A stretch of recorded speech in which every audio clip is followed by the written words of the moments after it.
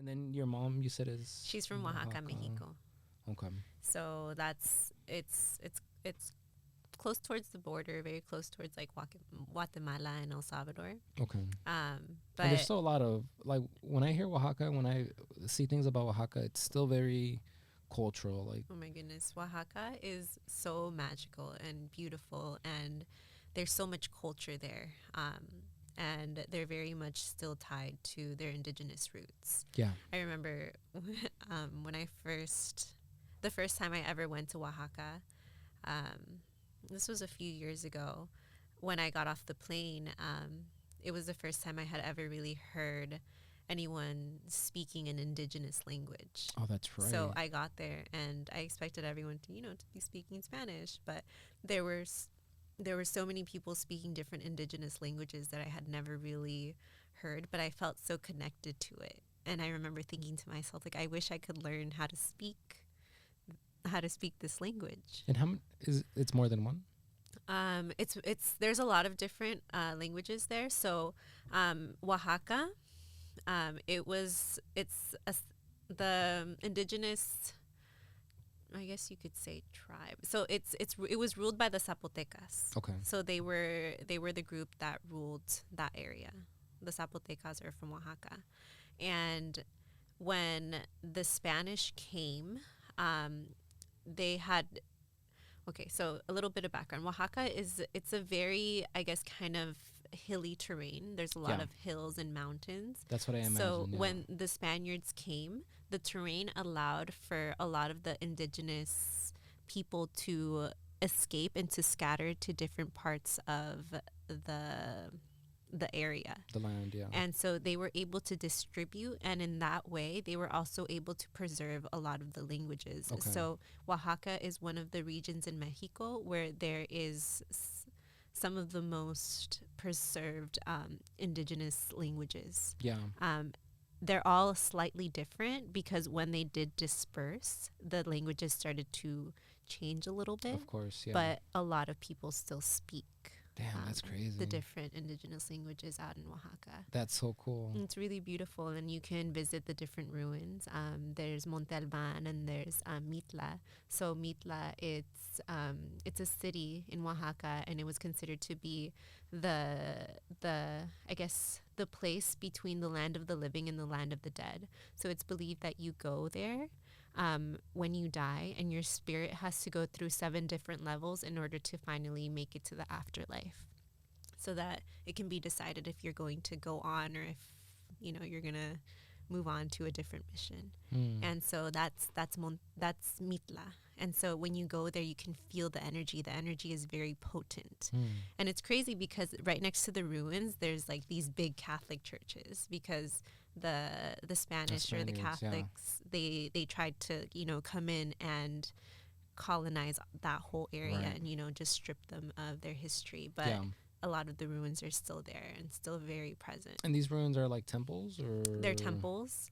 Are there any pyramids there? Yeah, there's pyramids in Monte Alban. There's pyramids, and there's some of the largest ruins that are in the region of Oaxaca. Whoa. Yeah, it's really beautiful. And then I was able to explore all the different regions in Oaxaca. Oh, it's so funny. We started talking about El Salvador, but we'll go to that. We're gonna later. get to El Salvador. So I was able to explore the different regions in Oaxaca. So my grandma, she lives in La Ciudad, and so that's like, it's very popular for tourism. So a lot of people go there. There's all these beautiful churches, a lot of great history and art, and just different, how do you say artesanales? Not too sure.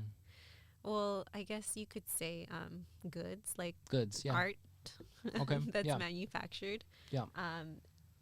Or like that's created, like handmade. Handmade, like clay and wood stuff? Yeah, like clay, wood. They the alebrijes from cocoa?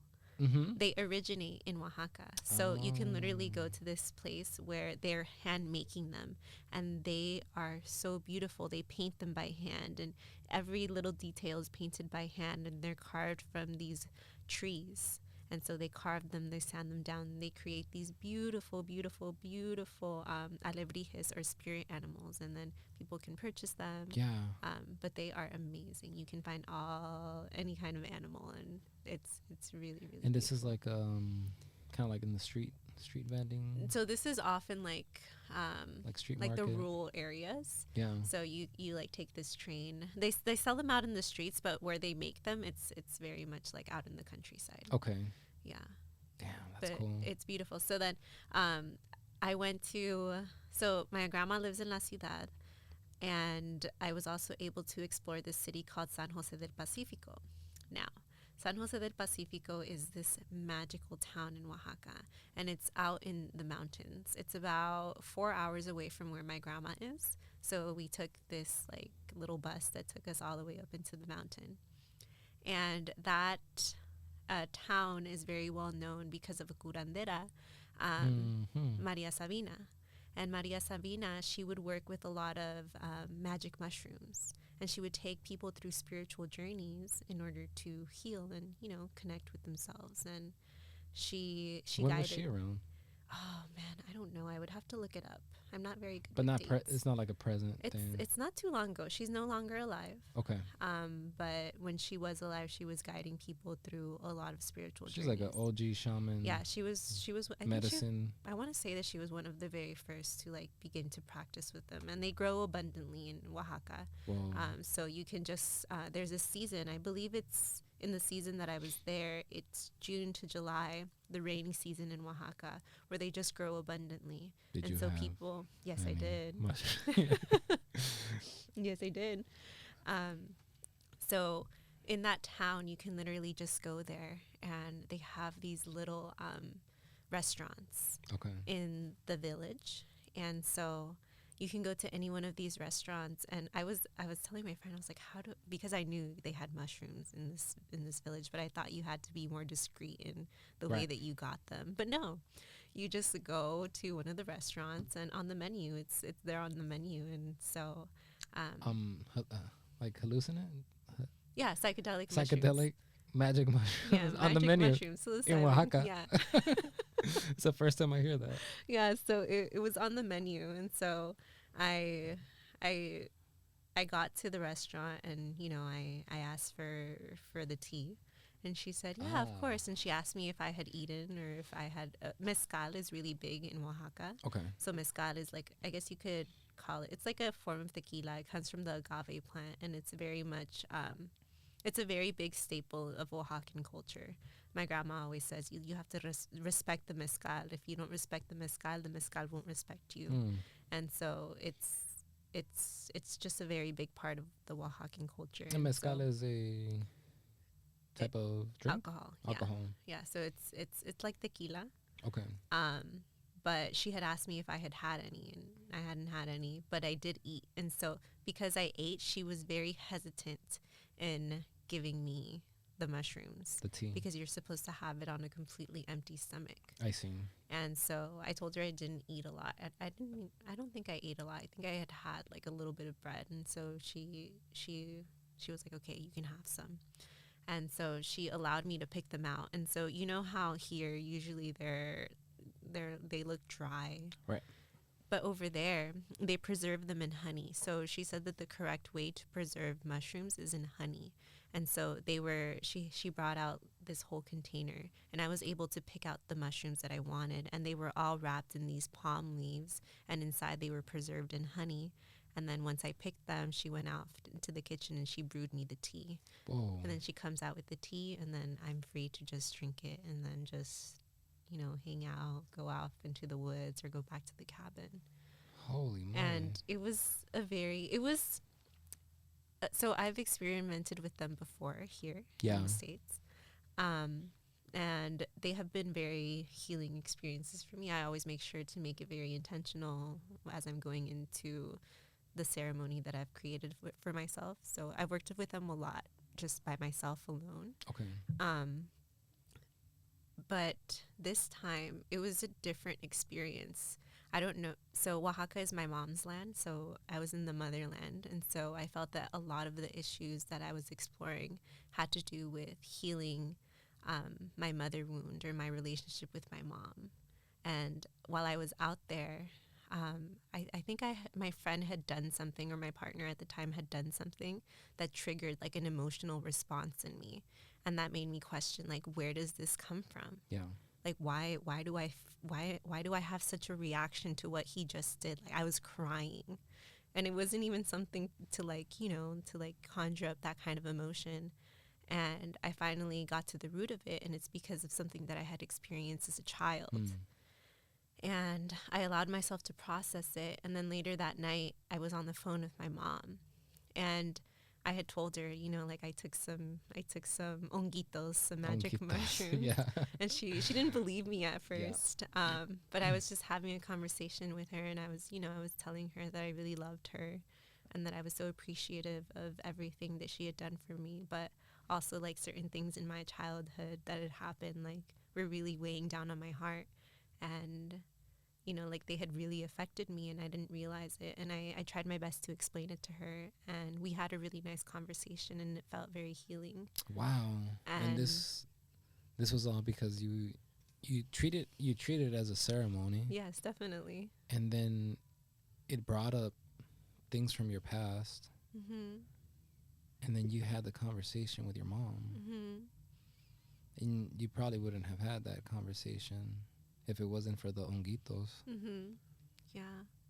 And so it was very healing. It felt like a very mild, very subtle experience, but it was very profound and very healing, in the sense that I feel like it just cut through so many layers of wounds that I was just holding on to, that were preventing me from having a better relationship with not only my mom, but with myself. Because we carry the mother archetype within us, and it's like, how can we lean into that energy without healing those parts of ourselves that were maybe hurt by that energy? And so that's deep. That was my experience with that. Yeah. And so I mean, where do you go after that though? Like, you take the tea, like, it's open space, you can just go into the woods? Or I can go into the woods. We went back to our cabin. So we had this cabin. It was pretty much in the woods, and we had a fire going. It was really nice, and we just spent the rest of the night there. I see. Mm-hmm. That's a trip. Yeah. But it was beautiful. I would definitely do it again. And then the cool part about it all to me is that, like, that's your motherland, so, like, you come from that land. Mm-hmm. And your ancestors come from that land. And I know, like, and it really, like, made me think, like, this medicine, just like this wisdom, this medicine, it runs through my blood, it runs through my veins. Like, it is like the codes are it's in our DNA. And it proved it. Yeah. It proved it. It said, hey, look at this part of you that you're still holding on to. Mm-hmm. What are you gonna do with it? Mm-hmm. And, like, you had the courage to, like, reflect on it and then have a conversation about it, which having a conversation with our parents, even just telling them that, like, we love them, like, can be deep. Mm-hmm. And then if it's something even deeper than, not deeper that love isn't deep, but, like, deeper in context, then it could be healing on both ends. Like, sometimes our parents don't have the courage, or don't know how to bring certain things up, or don't even know that we're holding on to these things. And yet it has such a big impact on our relationship subconsciously, right? Right, until we become conscious of it. What else about Oaxaca? Oh, so that was the second time I went to Oaxaca. And just Oaxaca has so many different, and I think a lot of these countries have so much medicine to offer. But another really significant experience that I had was the first time that I went to Oaxaca. I participated in my first temazcal ceremony. Okay. So a temazcal is a sweat lodge. Oh. So it's a sweat lodge ceremony, and that was the first time I had ever participated in one. And one of my aunts, she connected me to a family friend I don't really know what to call people like this. Maybe a shaman. I don't know. I feel like people just use that term so lightly nowadays. Yeah. Someone who practices healing modalities, healing medicine, A facilitator. a facilitator. A medicine person. Mm-hmm. She connected me to him. She had been to one of his temazcal ceremonies before. And so I went with my aunt, my partner at the time, and my cousin, who's a doctor. And it was the four of us that went together. And when we got there, it was in his home. He had built this sweat lodge on his property. Okay. And it was made of I don't remember what it was made of. I want to say adobe. The sweat lodge was made of adobe, but I'm not sure, so don't quote me on that. But it was this time. It was almost like an oven. Yeah. And he would put is it coal? Like these Yeah. heated rocks into the sweat lodge in order to create heat. Yeah. So we had to go in there. Before we went in, we had to completely, like strip off all of our clothes. We could leave our undergarments on. And then he would have us do different grounding rituals. So we had to walk barefoot. We had to allow ourselves to receive the sunlight. And I think he had us do different mantras and different chants. And we had to set our intention. And as soon as I set my intention, he had us grab little roses and set our intention and throw them into the sweat lodge. And as soon as I set my intention, I was crying. I was already purging and just letting whatever needed to flow out. And once we were in there, you're allowed to be in there for as long as you can possibly take it. Right. And you kind of just sit there, and as you're in there, he has all these different herbs hanging from the top of the sweat lodge, and he invites you to, whenever you feel called, to come into the center, and the center is the hottest part of the sweat lodge, and to just come into to the center, grab some of the herbs, and just cleanse yourself. Just cleanse yourself and pray. Cleanse yourself and pray. And then he keeps adding heat. He keeps adding heat. And then once you're ready, once you've had enough, you can signal him to let you out. So you just knock on the door. He lets you out. He pours cold water all over you. And then you go lay down and you just integrate. And you just allow yourself to be there. And so it's really difficult when you're in the sweat lodge. There's only certain, sometimes it becomes really difficult to breathe. So you have to be in certain positions in order to make it comfortable. So I think you have to get into almost a fetal position in order to be able to breathe sometimes. Right. That makes sense. Yeah. And so eventually we all left, and I think I was the last one out. And then in the end, he does body work on you. So he massages you. And my partner at the time, he had torn his ACL during football or something. And so for a long time, he couldn't really bend his knee fully. And I believe his name was Francisco. Francisco, our facilitator, was able to heal his knee so that he could finally move it again to its full capacity. And I thought that was amazing. Yeah, that sounds amazing. Yeah. And so that experience was just absolutely beautiful too. And so I don't know, I just feel like Oaxaca has just this medicine to it, and I don't know, I'm feeling called to go again. Yeah. I haven't been in 2 years, but I definitely want to go to a temazcal again and maybe do another mushroom ceremony out there. It feels like there's a lot of magic in the land. Oh yeah. And also a lot of tradition and a lot of ancestral tools that haven't been forgotten. What about the food? Oh my gosh, the food is so good. The food is so good. I haven't really been able to explore the street cuisine in Oaxaca because when I'm there, my grandma, she cooks for me. Right. And of she course. doesn't really like me to eat out. No. And she's like, why would you eat out when I can just cook for you? She gets She's offended. Right. She's right. And so, but the food there is so good. They have mole negro. Do you like mole? I do. Oh my gosh. Oaxacan mole is so good. They make it different everywhere, but Oaxacan mole has just this chocolatey sweetness to it. Ah, okay. Oh my gosh. Uncomparable. And then they have, is it coloradito? No, amarillo. I don't know, man, but it's so good.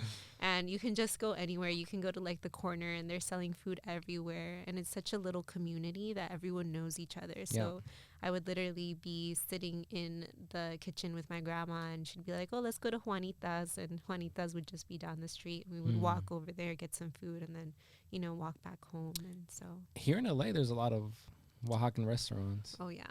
A lot. Yeah. Yeah. Yeah. That's what I was asking. I was like, what about the food? Tlayudas, mole.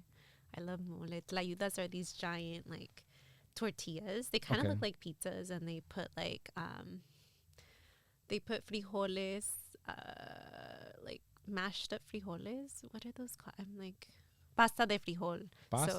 So they mash up the frijoles to make it like a paste. Yeah. And then they put it all over the tortilla, and then they put quesillo. So quesillo is Oaxacan cheese.